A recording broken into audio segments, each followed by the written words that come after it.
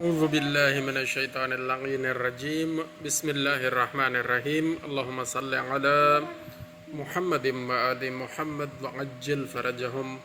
ملک میں بہت زیادہ مہنگائی چھا چکی ہے اور امیر لوگ یہ کہتے سنے گئے ہیں، بہت سارے صحافی، بہت سارے جاب ہولڈرز اور بزنس مین جو دکاندار حضرات ہیں جو پیسہ بنا رہے ہیں، ناجائز پیسہ بنا رہے ہیں، جن کے پاس ریٹ لسٹیں تک موجود نہیں ہیں اور کوئی چیک کرنے والا نہیں ہے، وہ یہ کہتے ہیں جی مہنگائی جتنی مرضی ہو جائے کوئی مسئلہ نہیں ہے۔ اب جب ہم نے کہا کہ مزدور کیسے گزارا کرے گا، کہتے ہیں جی وہ مزدور بنا ہی کیوں تھا، اس کو تو پڑھائی لکھائی کرنی چاہیے تھی، جبکہ وہ خود دکان لگا کے بیٹھا ہوا جو یہ بات کر رہا ہے، خود بیچارہ 8 کلاسیں بھی پتہ نہیں وہ پڑھا ہے یا نہیں پڑھا، 5 کلاسیں تو اس نے میرے ساتھ ہی پڑھی تھی، پھر اس کے بعد وہ نظر نہیں آیا اسکول میں۔ وہ کہہ رہے ہیں جناب مزدور کیوں بنا ہے، یہ اس کی غلطی ہے، اس کو پڑھائی کر کے کوئی بڑا افسر لگ جاتا، بڑا پیسے کماتا، یا کوئی اچھی وہ بزنس کر لیتا۔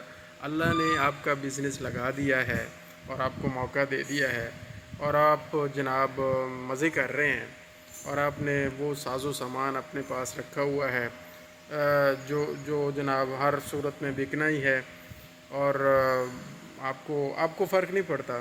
اسی طرح صحافیوں کو اور باقی لوگوں کو، اور کچھ لوگ ایسے بھی ہیں جتنا مرضی مہنگائی ہو جائے انہوں نے وہ جناب مزے میں ہیں، انہوں نے اپنے ریٹس بڑھا دینے ہیں۔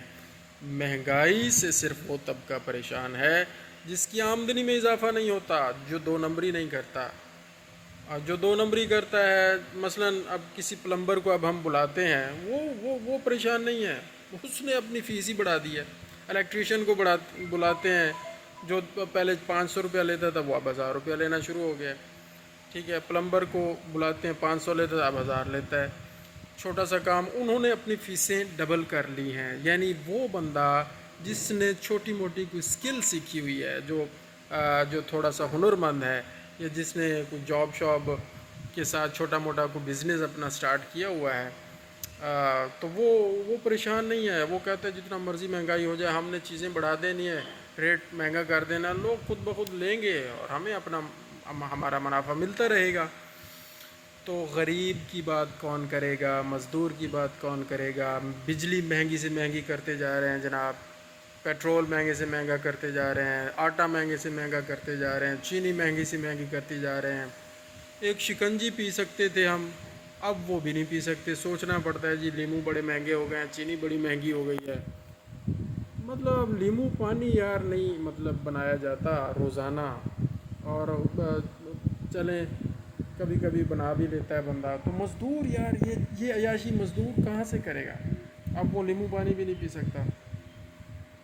اور احسن اقبال صاحب نے کہہ دیا ہے کہ جی چائے ختم کر دیں اور چائے نہ پئیں۔ مزدور لوگ بیچارے تھک ہار کے دن میں 1-2 چائے پیتے ہیں اور اپنے جسم کی تھکاوٹ ختم کرتے ہیں، تو اس پہ بھی اعتراض ہو گیا۔ یہ کیوں نہیں کہتے کہ ہم پیٹرول اپنا جو مہینے کا اتنے ہزار کا استعمال کرتے تھے، مثلا 50,000 کا، وہ ہم 20-25 ہزار کا استعمال کریں گے، 20-25 ہزار ہم حکومت کے خزانے میں جمع کرواتے ہیں۔ یہ ایم این ایز اور ایم پی ایز اور باقی جتنا بھی امیر طبقہ موجود ہے، وہ یہ کیوں نہیں اعلان کرتا کہ ہم جتنی مفت مراعات اور سہولیات لے رہے ہیں، مفت کی بجلی لے رہے ہیں، مفت کا پیٹرول لے رہے ہیں، مفت کے ٹیلی فون لگے ہوئے ہیں، ان کے جتنی فری جو مراعات ان کو اویلیبل ہیں، وہ یہ کیوں نہیں کہتے کہ ہم آج سے یہ بند کرتے ہیں، اور اس پہ جتنا بھی خرچہ آ رہا تھا وہ سارے کا سارا حکومت پاکستان خزانے میں ڈالے، اور خزانے کو اور ملکی معیشت کو تھوڑا سا مضبوط کرے، اور جو پیسہ اکٹھا ہو اس سے مہنگائی کم کر دیں، تاکہ غریب آدمی آٹا اچھے طریقے سے اور صحیح آٹا خرید سکے، غریب آدمی کھانا اچھا کھا سکے، تاکہ غریب آدمی لیمو پانی پی سکے، 1 کپ چائے پی سکے۔ ساری پالیسیاں غریب کو ختم کرنے کے لیے بنائی جا رہی ہیں، مزدور کو ختم کرنے کے لیے بنائی جا رہی ہیں۔ صحافی کو تو فرق نہیں پڑتا، وکیل کو فرق نہیں پڑتا، انجینئر کو فرق نہیں پڑتا، ڈاکٹر کو فرق نہیں پڑتا، ٹھیک ہے جی، اور جو بزنس مین ہے اس کو فرق نہیں پڑتا، کیوں کے انہوں نے ریٹس ڈبل کر دیے ہیں اپنے ہر چیز کے، ان کو فرق ہی نہیں پڑتا۔ فرق پڑ رہا ہے اس غریب آدمی کو جو حلال کی کما کے کھا رہا ہے، اور میڈیسن بھی اس کے لیے مہنگی ہے، ساری پالیسیاں اس کے اوپر لاگو ہو رہی ہیں، اور جناب کہتے ہیں ہاں ہاں ہاں دل پہ پتھر رکھ کے ہم نے یہ کام کیا ہے، مہنگائی کر دی ہے، لیکن ہمیں یہ کرنا پڑے گا۔ تو بھائی صاحب سارے کام ملک کو مضبوط کرنے کے غریب نے کرنے ہیں، امیروں نے کبھی کوئی کام نہیں کرنا۔ قرض اتارو اسکیم تھی، امیروں نے کیا کیا ہے؟ غریبوں نے ہی پیسہ دیا سارا۔ وہ ڈیم بنانے کے لیے فنڈ جمع ہوتا رہا جناب، وہ کس نے پیسہ دیا؟ چلو جس نے بھی دیا، غریبوں نے بھی اس میں اپنے حساب سے پیسہ ڈالا۔ تو یہ جو پالیسیاں بنیں گی مہنگائی کو کنٹرول کرنے کی، یہ غریبوں کے لیے بنائیں، خدا کے لیے ان کے لیے کوئی بات کریں، ان کے لیے کوئی پیکج لائیں اور ان کے لیے کوئی سہولیات فراہم کریں۔ اس طرح نہیں چلے گا۔ کفر کی حکومت چل سکتی ہے، مولا علی علیہ السلام کا فرمان مبارک ہے کہ کفر کی حکومت چل سکتی ہے، لیکن ظلم کی حکومت نہیں چل سکتی زیادہ دیر تک، اور یہ ظلم ہو رہا ہے۔ جیسے اب ہم آپ کو بتائیں کہ یہ جو خان صاحب تھے، انہوں نے ظلم شروع کیا اور کوئی چیک اینڈ بیلنس نہیں تھا، اور صرف اپنی تقریروں پہ لگا رہا، ختم ہو گئی حکومت۔ اب یہ ابھی آئے ہیں جو نئے حضرات، حالانکہ یہ پہلے بھی حکومت کرتے رہے، چلیں چہرہ بدل دیا، نواز کی بجائے شہباز آ گیا، لیکن کام کیا کر رہے ہیں؟ 2-3 مہینوں میں ظلم کے پہاڑ توڑ دیے، پرواہ ہی نہیں ہے۔ ظاہر ہے ان کی بھی ختم ہو جائے گی حکومت، کیونکہ مولا نے فرما دیا کہ ظلم کا نظام زیادہ دیر نہیں چل سکتا۔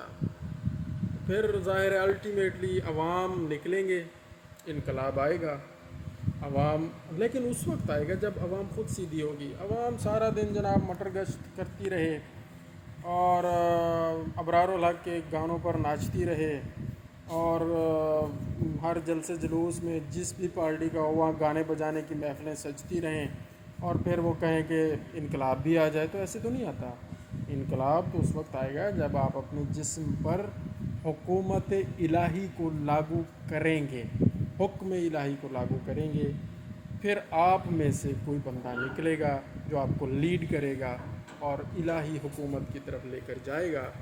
پھر انشاءاللہ امام زمانہ علیہ السلام کی حکومت قائم کرنے کے لیے یہ ایک چھوٹی سی ریاست پاکستان بھی اس کی ایک زمین سازی کے طور پر ہوگی، اور اس پر بھی عدل و انصاف کی حکومت ہوگی۔ شرط یہی ہے کہ عدل و انصاف پہلے اپنے اوپر لاگو کریں، اپنے خاندان پر لاگو کریں، اور منافقت چھوڑنی پڑے گی۔ ہم کہتے ہیں کہ جی ہم اسلامی جمہوریہ پاکستان ہے، ہم مسلمان ہیں، اور اسلامی جمہوریہ پاکستان میں رہ کر سود کا نظام چل رہا ہے۔ اللہ نے کہا ہے، اللہ تعالیٰ نے فرمایا سود جو کھاتا ہے وہ جنگ ہے میرے ساتھ، اور ہے اسلامی جمہوریہ پاکستان، کاروبار سارا سود پہ چل رہا ہے۔ تو کیسے ہوگا بھائی صاحب؟ ترقی کیسے ہوگی؟ ملک میں برکت کیسے آئے گی؟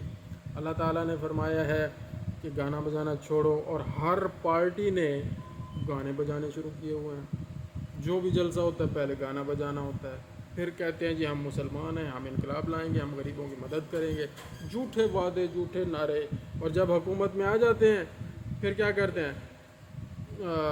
کھال اتارنا شروع کر دیتے ہیں، مہنگائی اور ٹیکس، اور جناب عیاشی کر رہے ہیں، خود ایسیوں میں بیٹھے ہوئے ہیں، چل رہا ہے سارا، کہتے ہیں غریب اپنی چائے ختم کر دے۔